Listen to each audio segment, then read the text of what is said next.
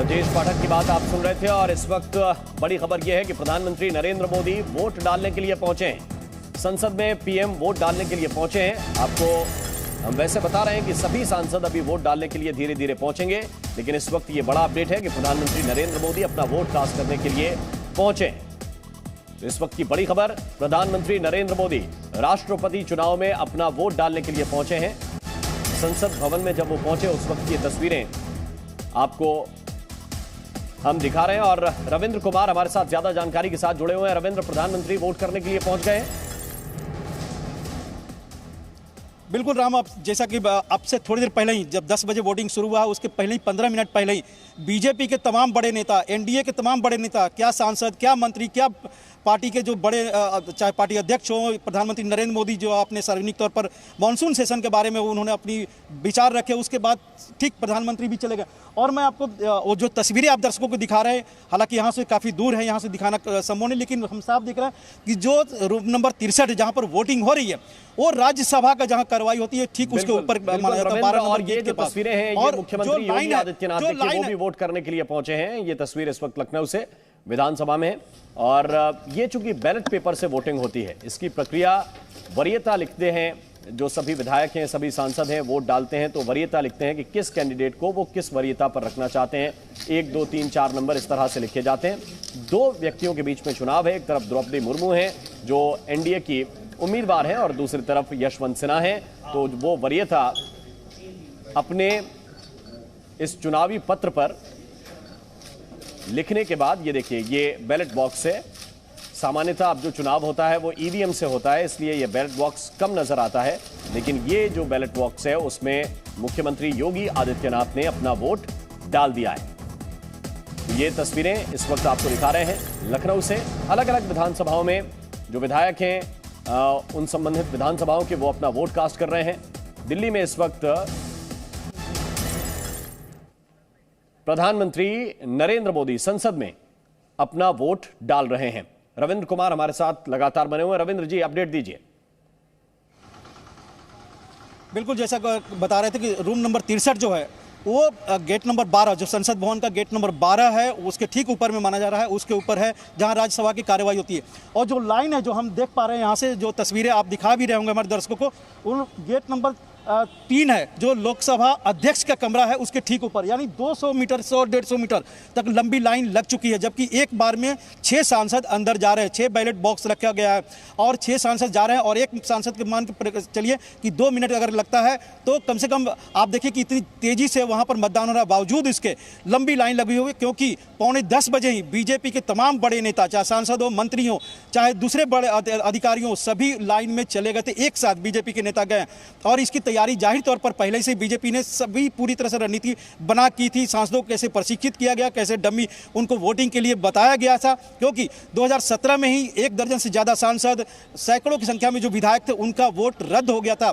BJP नहीं चाहती थी कि किसी तरह के एक भी वोट रद्द हो, इसके लिए लगातार उनका प्रशिक्षण भी दिया जा रहा था, विधायकों को भी और सांसदों को भी। और आज जब बोला, ये साफ तौर पर निर्देश था कि आप समय का इंतजार नहीं करिए, क्योंकि मानसून सेशन भी चल रहा है, आपको लोकसभा में भी रहना है, राज्यसभा में भी रहना है, कोरम पूरा करना, ये सत्ताधारी दल की एक जिम्मेवारी होती है, उसको ही पूरा करना। इसलिए वोट जितना जल्दी दे सके आप दीजिए। खुद प्रधानमंत्री का आपने तस्वीरें दिखाई कि वो कितनी जल्दी गए हैं वोट देने के लिए। तो ये प्रक्रिया शुरू होगी, शाम के 5 बजे तक चलेगी और जाहिर सी बात है समीकरण जो है वो सीधे तौर पर द्रौपदी मुर्मू को दिखा रहा है। केवल काम बीजेपी ये कर रही है कि क्या ये 70% के आंकड़े को आसपास पहुंच पाएगा, क्योंकि पिछली बार 65.65% मतदान पड़ा था रामनाथ कोविंद को। लेकिन इस बार जब शिवसेना दोनों गुट पड़ रहा है, जेएमएम जैसे लोग यूपीए छोड़कर बीजेपी में आ गए, अकाली दल जो बीजेपी को छोड़ के अलग गुट बनाया था वो इनके साथ है, टीडीपी, जेडीएस, देवगौड़ा की पार्टी भी है।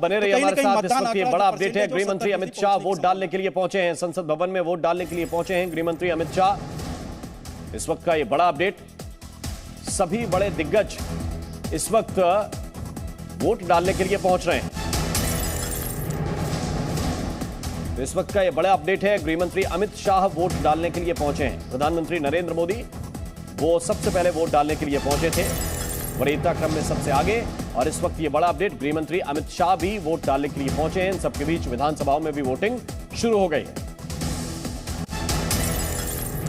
और इस वक्त हमारे साथ ब्रह्म प्रकाश दुबे ज्यादा जानकारी के साथ जुड़े हुए हैं। ब्रह्म प्रकाश, क्या अपडेट है आपके पास, क्योंकि आप इस वक्त वहां मौजूद हैं जहां द्रौपदी मुर्मू का आवास है। बिल्कुल बिल्कुल, देखिए द्रौपदी मुर्मू यहीं पर नई दिल्ली में पंडित उमाशंकर दीक्षित जो मार्ग है उसी जगह पर उनका आवास बनाया गया है अभी। और उनकी जो सुरक्षा, जब से राष्ट्रपति की उम्मीदवार बनी है, जो सुरक्षा मिलती है वो बाहर तैनात है, क्योंकि ये माना जा रहा है कि हो सकता है कि दोपहर के वक्त वो संसद भवन भी जाएं। हालांकि आधिकारिक तौर पर कोई कार्यक्रम नहीं जारी किया गया है, लेकिन आपको बता दें कि कुछ लोग जरूर अभी सुबह से मिलने आए द्रौपदी मुर्मू के आवास पर बधाई देने, और बाकी ज़्यादा कोई पार्टी की तरफ से अभी कोई यहाँ नहीं आया है। लेकिन जैसी आप तस्वीरें दिखा रहे हैं कि संसद भवन में भी मतदान शुरू हो गया है, राज्यों की विधानसभा में भी।